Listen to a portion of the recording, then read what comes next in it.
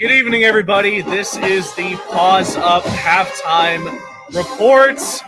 That's Kevin Barral. I'm Jake Gibson. The Panthers are trailing the UTEP Miners 24-7 here on Vice Night. Kevin, we're under the lights. You have the Vice uniforms, the Rolls Royce, the Lamborghini. All the pregame spectacles was very fun, but as soon as this game started, FIU has not looked great. What's going on? I really don't know what to say. I think we all predicted that FIU not only would win, but they would dominate. Yeah.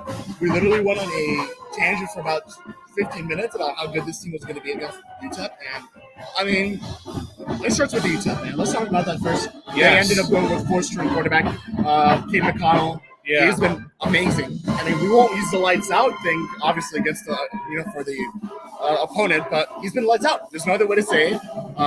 He's already thrown for over almost 200 yards, 174 with 2 touchdowns. And, I mean, it's just, I don't know, man. And then you have the 2 running backs, Hankins and Burgess Jr. Those guys are absolute beasts. They are. And what's most surprising, and I don't know, you're looking at this right here, FIU has more rushing yards than UTEP through the first half, which is impressive. It's very weird. Kewan has just struggled. He's been sacked multiple times. Nice to see Jacob Peace back in action. Aside from that, it's just been a tough night for FIU, really unable to get anything going offensively.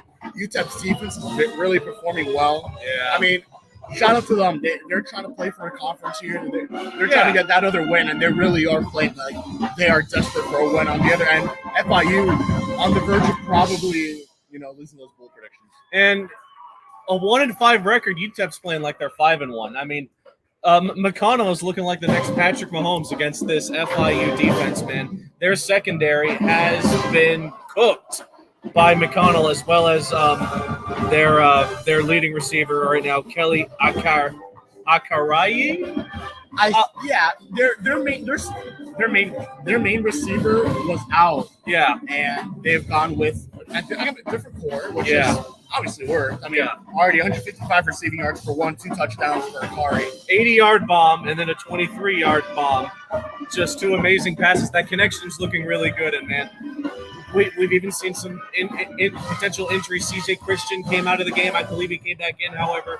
But still, FIU secondary is looking like it might be the downfall of this game for FIU, man. UTEP's defense is taking what FIU is giving them, and they're rolling with it. Now, we did see a glimpse of FIU's offense have some success, of course, ending with that 11-yard rush by Owens, in which they really got the running game going. How do you think they're going to adjust, man? Usually FIU's the team that comes out swinging on offense in the first half, and then they start to sputter in the second.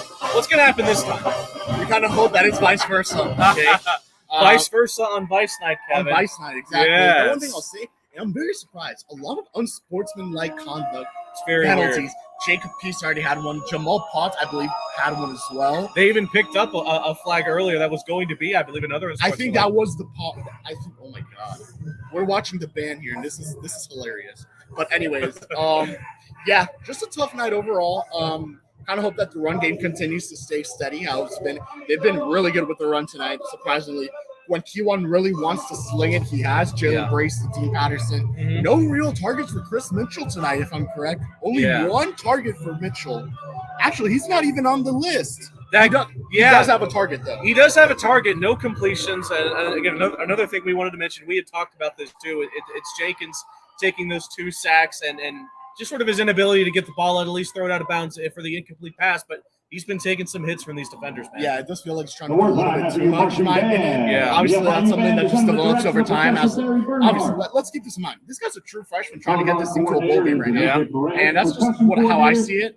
Still a lot of time to recover, kind of get going. But if there's one thing I'll say, this team has to focus. You can't be having those unnecessary, unsportsmanlike conduct penalties. You need to focus on this game. You need to win big time. You need your first conference win of 2023. Yeah. You need to get back over 500. You cannot fall under 500 if you want to make a bowl game. Absolutely not. And by the way, UTEP's time of possession on offense has been one of the best in the conference. They've had the ball for 17 minutes compared to FIU being just under 13. So as you had mentioned, as far as second half adjustments go, I really think FIU needs to start off with the defense, man. They need to stop their run game, and their secondary needs to avoid these deep threats by by UTEP. If the defense adjusts, then that can only help the offense as they get better field positioning. And this is the first time, really, that the defense has struggled right from the get-go. Yes. For the most part, and I'll give them a lot of credit once again to Joe Underwood, who I think should be getting coaching calls very soon. I agree.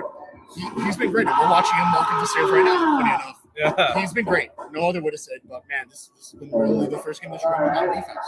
And like you mentioned, anything can happen on a Wednesday night, right? Especially an event like this, nationally Never Wednesday night. Yes. Never Wednesday night game in FIU football history. So there's still 30 minutes. 30 minutes is a lot of time. 2 quarters. 2 quarters. That is a lot of time for this FIU team to turn things around. But they have a big, ginormous challenge ahead of them. And it's going to be up, I think, to the offensive line and the secondary for their defense to just get things going. And, of course, we're hoping. But once again, the score at halftime, the UTEP Miners 24.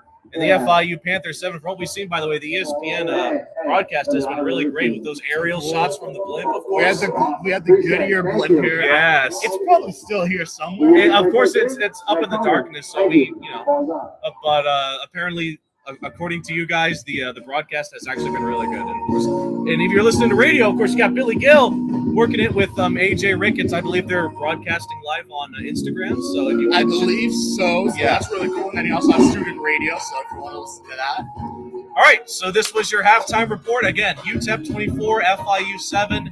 We'll see you post game. Until then, Paws up. Let's go Panthers.